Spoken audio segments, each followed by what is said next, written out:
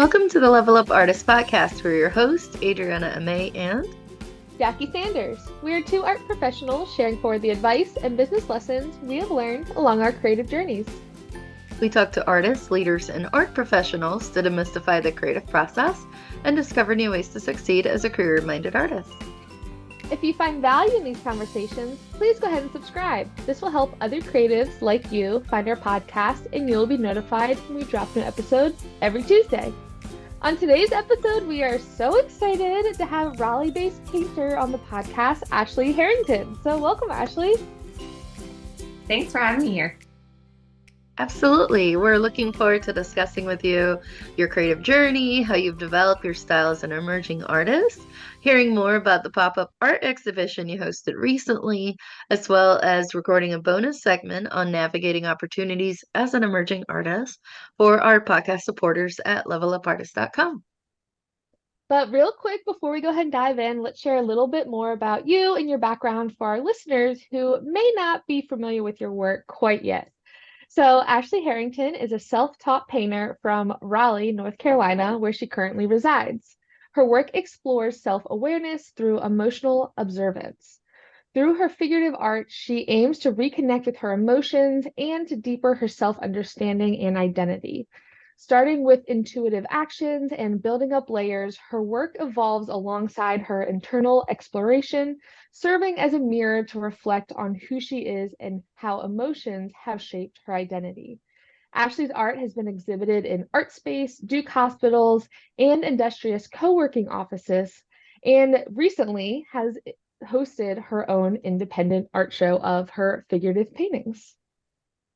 And of course, that is the formal introduction to our listeners. But Ashley, how would you describe your work to someone who has never seen it before, especially one of our listeners who perhaps is in the car, while they're listening to this episode? Sure. So I would describe my work as colorful, expressive female figures painted in a very loose form, using a lot of color, using different tools such as palette knives to create some imperfections and roughness to kind of embody my own experiences as being a woman, and also trying to bring that expression of emotions to the outer world without trying to be too woo-woo. That's perfect. I absolutely love that. And I think that conveys so well in your work. For those who are listening or watching on YouTube and can see some of her beautiful paintings behind her, or if you are listening and you can go to our blog or our Instagram after the fact and look at some of her work. But I love that richness in both the physical texture, but also just the visual texture of the figures in your work, because it's very clear that there's those layers that you're talking about in your process as you're building them up. It's clear that just like with our identities, there's so many layers to us. There's so many different experiences that we go through. And that's one way I really admire your work, is seeing that within the figures and the surface of the painting. But I am curious though, as artists, we all have like an origin story. So like some people have been painting their entire lives. Some people picked it up later at a pivotal moment. So how long have you been creating artwork for? I've been consistently creating art for about 4 years now. Mm-hmm. Yeah, like I've definitely have one of those backgrounds of like loved art as a kid, on and off in school, but I didn't go to school specifically for art, so I didn't study it in college. But I would pick up an art class here and there if they allowed me to. But it's been great in the past couple of years to be fully in it, for sure. Absolutely love that. Now, you've described yourself as a self-taught artist. How has your style evolved over the years? Tell us a little bit more about that. Yeah. So I started just really trying to build a habit of painting every day. I was in a 9 to 5 job, so I kind of had to carve out some time after work to build the practice. So I simply just started with representational art, which is like landscapes, animals from photographs, usually photographs that I took myself. And that was great. I got to play with composition and colors and loved that. But it came to a point where it just wasn't enough. Like I didn't have a gut feeling about the end product. And I didn't realize it at the time, but like just through the practice of doing those first paintings, it made me more aware of how little self-awareness I had. And it made me curious about diving deeper into that. And so I tried to make things more abstract. And that's kind of where my figures emerged, was trying to create abstract landscapes. And I fought that for a while, probably like a year before I took a step back and was like, maybe I should just lean into this and see where this goes. And that's how my first two rounds of figures came about. I I love that so absolutely much, love. and I can relate with it so much, especially the whole painting and also balancing a 9 to 5 situation, not going to art school, trying to find a style, and then that idea behind, and I'm glad you're bringing it up because it's something that I feel like needs to be normalized a little bit more. I know the Gram and other online platforms make it look like things happen overnight, which of course, as artists, we definitely know it doesn't happen overnight. But that idea of we all start out by imitating to a certain extent, right? Like we're taking lessons from other people, and we're just basically at that point adding tools to our toolbox. So the authenticity part of it is not as important then. We're just learning by copying, right? And this is normal. This is how it was done back in the day. Literally, the masters learned by copying older, long dead masters. And, eventually you created your own style, but first you learn by imitation, if you will, right? um as you learn the basics of it. So I love how you started with representational, which I think is pretty normal for a lot of people to start with that, right? You're just translating what's in front of you, and landscapes because outdoors, hello, we all love it. At least us here, we love it. And then moving into the bodies, I do remember because of course, we've known each other for some time now, that fight of like, yeah, I've been doing these landscapes, which absolutely fantastic. And then you were like, the bodies. There's something about the body. They keep showing. Yeah, They and it's wouldn't so. stop not showing up. I was just like, all right, I see bodies and everything now. It's I don't know, it's a good problem, maybe. I don't know. Yeah, I feel It like is as a good artists, we problem. all have that like blessing and a curse vision of I know we had that experience recently where you're sitting outside with friends, like how as artists would you interpret the scene around you? So even like sitting out in nature to be like, oh, well, I, as an abstract geometric artist, would naturally like block off, okay, well, the stream is this diagonal block of blue, and then the trees are these various collections of greens. But I automatically default put things into like triangles and circles and just different geometric forms. And you're like, this is obviously a figure form. And I'm like, now that you point that out, that makes total sense. But I think that's the cool, almost like superpower of being an artist is, and part of that, like finding your voice as an artist is where kind of overriding the logic as to what you feel like you should be seeing and saying, how am I emotionally reacting to this scene? How am I wanting to express something that I am bearing witness to in the world? And for some people, it's circles and squares and lines, and then some people it's figures. So I love that you have that filter for it. Which actually brings me to a next question of like, where do you think that comes from? Obviously leaning into the style, now it's kind of become that like I just see figures in everything, which is so fun. But where do you feel like pulls you towards the form of figure and now making work about it, how do you keep that evolving from one piece to the next? So, um, it definitely came through again, uh, trying to just abstract things Mm-hmm. and kind of implementing some intuitive uh, mark making, uh, which I guess to put more plainly is just to move the paintbrush around on a canvas without any expectations of what the outcome's going to be. Just kind of like moving, letting the body express itself through movement. Um, and that's like and I guess my mind would just register after all that movement and mark making and would see bodies.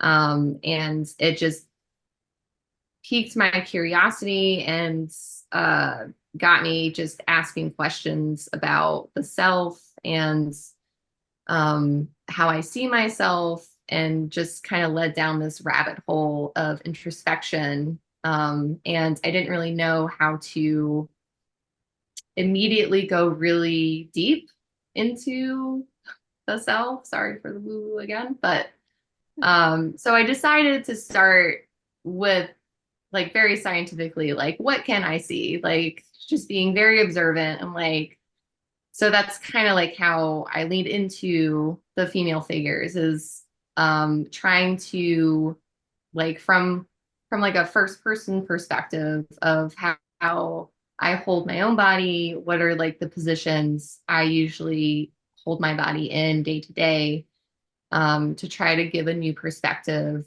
on the female body, versus like usually like the more very propped, more sexual kind of gaze that you get from masters, but just trying to it really for myself to start from a new perspective. Love that. Now, for other artists who may be a little bit earlier in their journey than you are, right? Like you have several years in, what kind of Still advice would you early. give?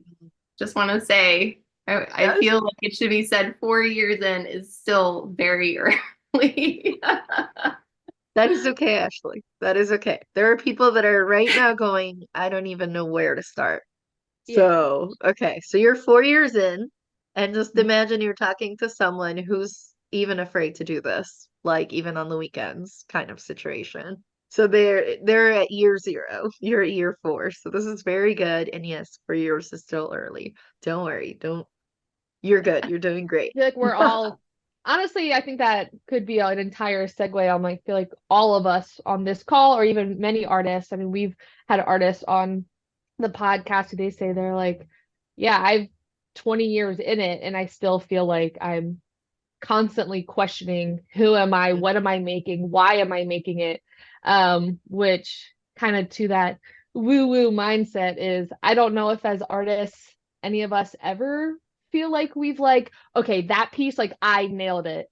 Or maybe we have that moment for a minute and then we're like, well, now I need Moving to on. start an entire series, or 6 months later you look back and can we instantly start critiquing ourselves or questioning ourselves.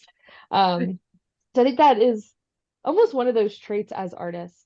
Just kind of pulling it out for a moment that we always feel like we're like just starting and not sure what we're doing, but we're all not sure what we're doing together, which is a lot of fun. Well, we're always striving to like further our art. So in a way, we are always beginning a new cycle, whether it's like every couple months or every couple years, and kind of chasing down like that beginner's mindset to kind of keep opportunities open to your mind. Because you like, at least in my experience, it's so easy to get comfortable in a certain subject, or a certain process, and you kind of close yourself off to new possibilities to try out. So I think, yeah, it's kind of nice and exciting to be beginning, whether it's year zero or year four, because it's kind of like in that everything is new and exciting, and you're like on this journey of becoming an artist, and it's a very rewarding, challenging but rewarding path.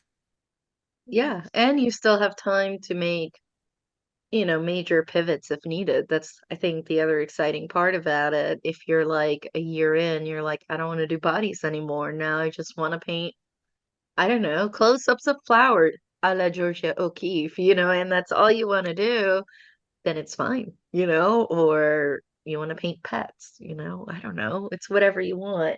Then you're still early enough that you don't necessarily feel that pressure either of you have to. Like they can still be in the same style that you're currently developing, but then you can still switch your subject matter. And I think that gives you an incredible flexibility that somebody that has, a little bit of a longer timeline in it perhaps doesn't, or feels like they don't, which I'm like, I think everybody does, even Picasso did like random sculpture at one point, like when he was like, super up there age-wise. So I don't think it's a real limitation. But of course, since we are troubleshooters, at least that's how I think of it. We like to create problems that then we have to solve. Then it makes sense if, there can be a little bit resistance later on to, pivot around. But no, I love that. I love that advice. I think that's really good. Thank you. Now, one thing that I really have admired, of course, being friends along this creative journey together, is seeing that progress that has been made, both in developing your work, but also from the career opportunity standpoint.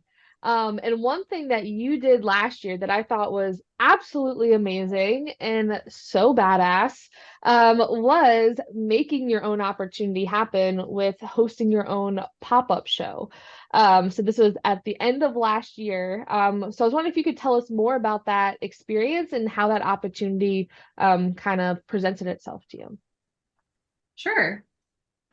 So before the pop-up show, I had been hosting house art shows in my own house because it's really hard to find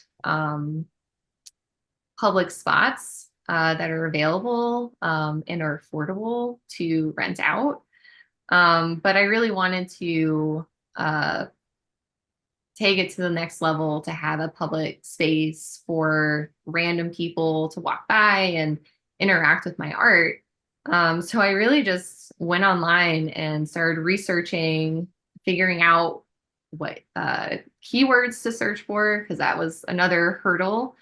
But I came across a website called peerspace.com that just had random workspaces from like a little desk area to like a photography studio to just like very random. And they had like just a couple in North Carolina. It's a national thing. But that's where I found the space that is in downtown Raleigh, kind of in the historic Oakwood neighborhood, if you know the area. And it was great. It was a blank white box with like on, and it was like storefront, and I was like, this is awesome. I had the North Carolina artist support grant last year that I was able to kind of tie that in and change my budget a little bit. So the space itself was covered. So it was really just like a nice guinea pig for me to try and just kind of wing it and have this one night pop-up show. And it was great. I learned a lot about it, and which I can go into detail if that is also part of the question. I've Yes. already forgot. No, Yeah, that which is great. I mean, standing ovation, Ashley, I don't think people realize that what you just said, the amount of courage that it takes, it's no Mhm. small feat. Literally, let me rephrase this, for the people in the back. Like, like the saying goes, literally we have here, an artist, our friend, who is like, okay, I need to show my stuff in front of the public. And you went out and looked for an actual space to rent out. Luckily, you had grant money that assisted. We love grants, of course. And Mhm. then you were basically like, hello, here's my artwork. Come and see it. Dude, that's amazing. Most people are like, if somebody doesn't say yes and accepts it, I mean, they'll barely even show it to their own family. And he just went Mhm. out and showed it in a public space, Yeah, which even is, your house shows, I feel like were that perfect kind of launching pad towards it, yeah. which I know that obviously wasn't part of the question, but even for again, the people in the back of thinking about like, well, if you have a home or an apartment or an outdoor garage, I've known people that kind of like transform their garage into a gallery for a weekend and invite all of your family and friends and like post about it on social media and take pictures and essentially host your own exhibition opening. And then this being able to take it to that next level with Mhm. applying for a grant, which is another huge thing as an artist that can make opportunities like that happen. And is a lot of work in itself.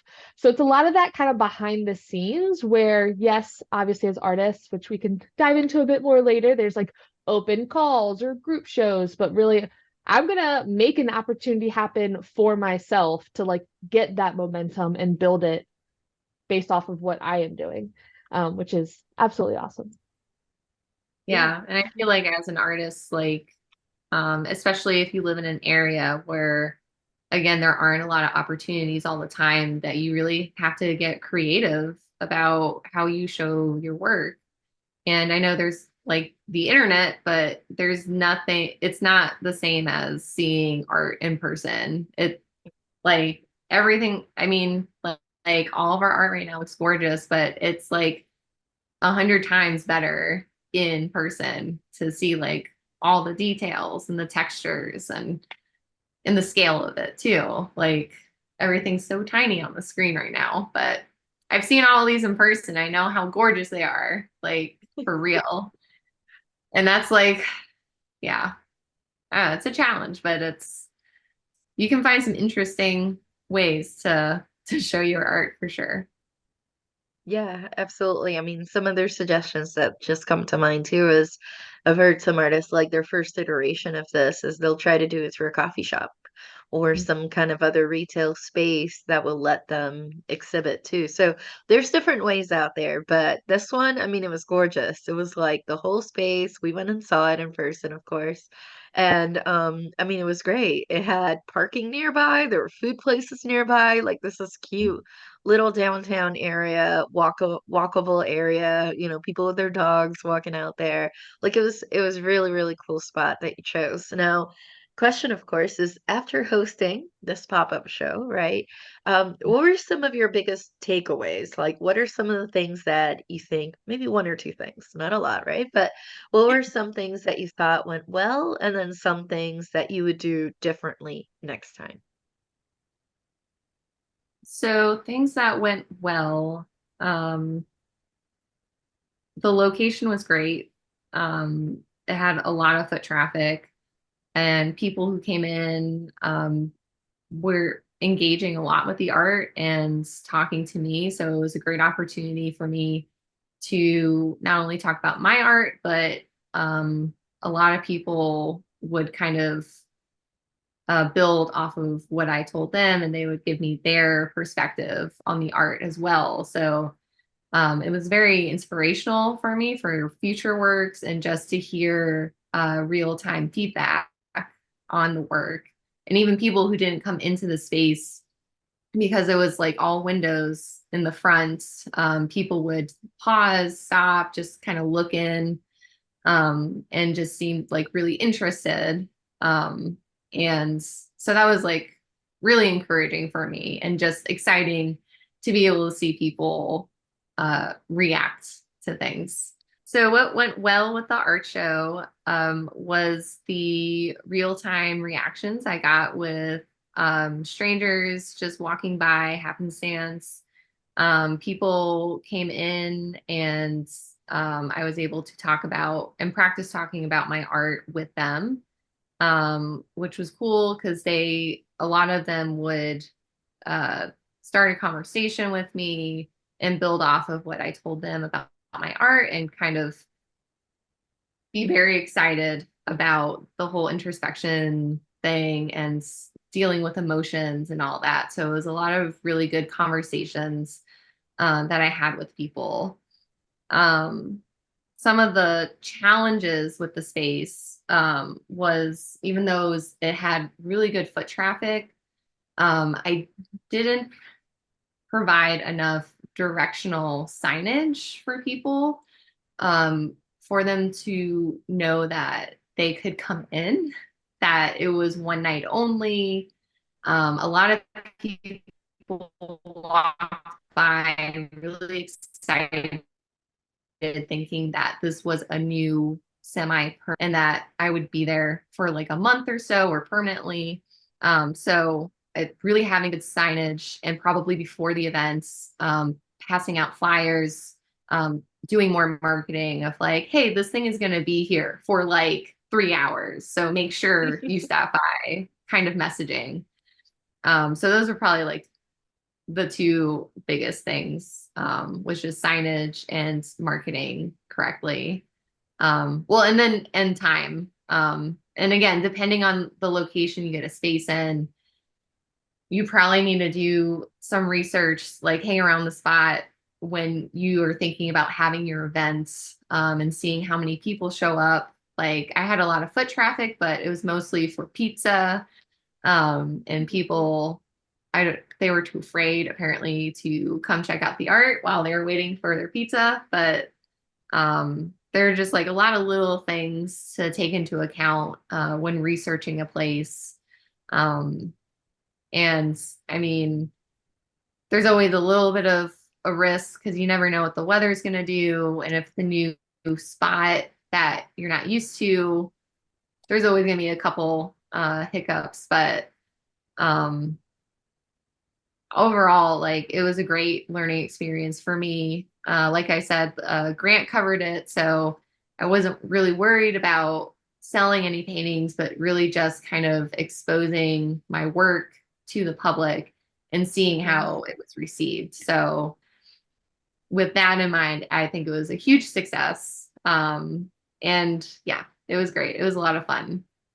That's awesome. And I feel like especially hosting an event to like its totality like that is such a amazing hands-on experience, and also I'm sure does give even more gratitude to when you're have either maybe a gallery that does all the marketing and the signage and is there for a month. But I think especially as artists, if anyone's able to have an experience like that or create an opportunity like that, it can be so beneficial because as you mentioned, there's always those little things of, oh, I wish I did this or I didn't think about that. And I mean, it definitely took a lot of prep work between making labels, which pieces are going to be included.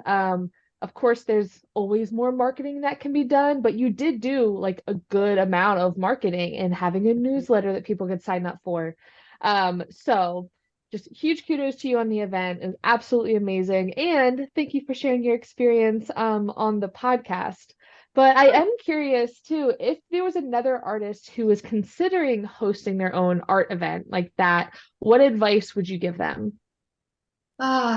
Start as soon as possible.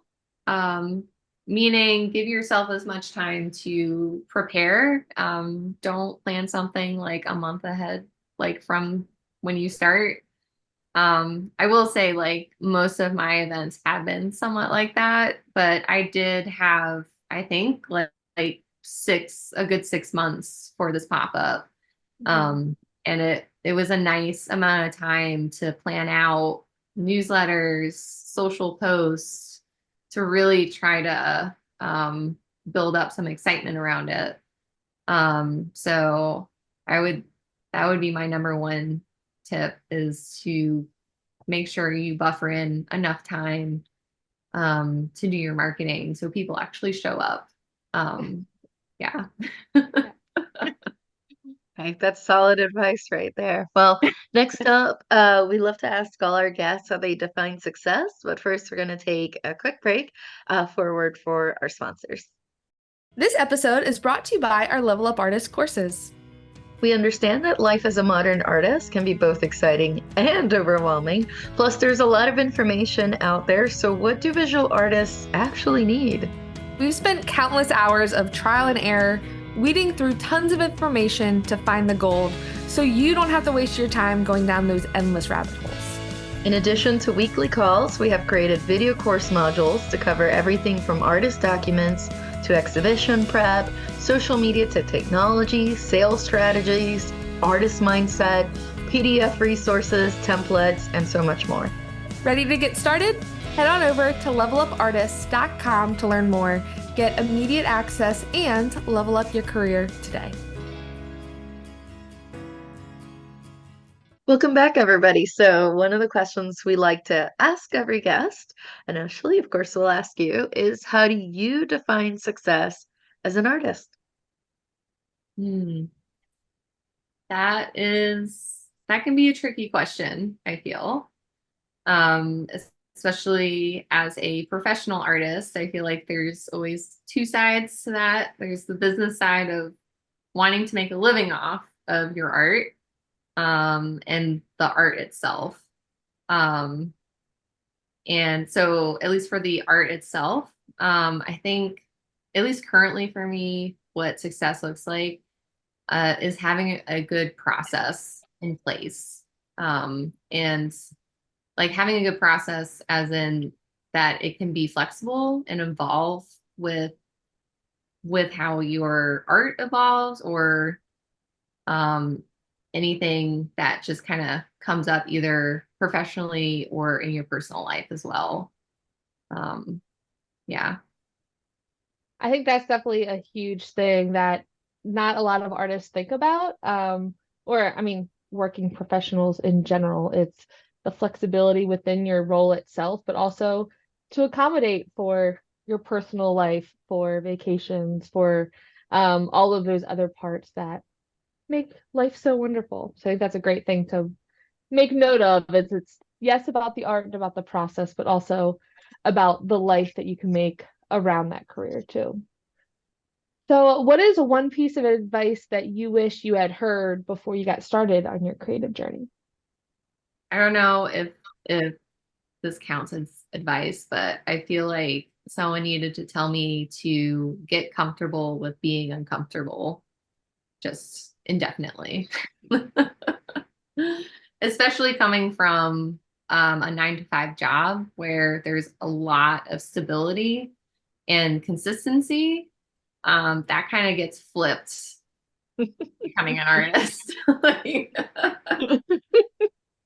And I'm still trying to get used to this very dynamic schedule and money influxes and like energy changes and just everything. It's a lot.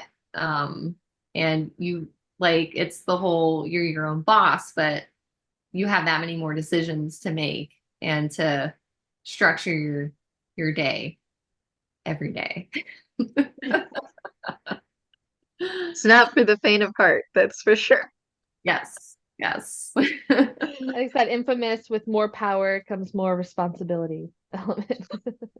Exactly. Or another saying I really like that I think ties in is that discomfort is the currency of growth. Right. And I feel like that's true.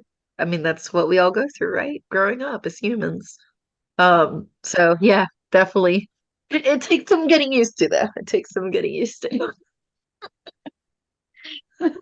Plus, if you became too comfortable, you'd become too content, and then you'd become stagnated in your work anyways, you know? So yeah. Yay for discomfort. Let's work through it, everybody. Um, now, Ashley, if somebody randomly hands you $100, what would you splurge on or invest in? Has to be something that brings you joy and relates to your art or business. Does a massage count?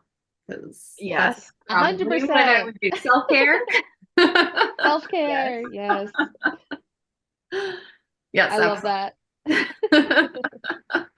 Like it's That's part of my fantastic. creative process. I need it. Yes. I second that motion. Yeah. Great answer. Well, Ashley, this has been so much fun. But real quick, as we wrap up, if people are online, how can they stay connected with you after they listen to today's episode? Sure. So I'm mainly on Instagram at Ashley Harrington Art. Or you can find, I have a website, which is currently bleedingartstudio.com, but we'll be switching over to ashleyharringtonart.com. So probably just Ashley Harrington Art, everything. Branding consistency. We love it. Yes. Working on it. So the best way to keep up with current projects and events would be my newsletter, which you can sign up either through social, which I'm on Instagram and Facebook, or through my website, both of which are Ashley Harrington Art, ashleyharringtonart.com. Yeah. Well, we'll make sure to link everything in the show notes, of course. Would you mind staying with us a few extra minutes so we can discuss navigating opportunities as an emerging artist as a bonus segment for our podcast supporters? Absolutely. Awesome. In the meantime, if you want to stay connected with us in between episodes, share your feedback, or have a question you would like for us to answer on the podcast, you can reach us through social media. I'm at May Art across all platforms. And I'm at J Sanders Studio on all platforms. And if you want to follow the podcast, we are at Level Up Artists on Instagram. You can also visit levelupartist.com to hear the rest of this conversation and become a podcast supporter. This will give you access to amazing off-the-record conversations with our guests, the community platform, and keep the podcast going. Thank you so much for listening. We'll talk to you next week.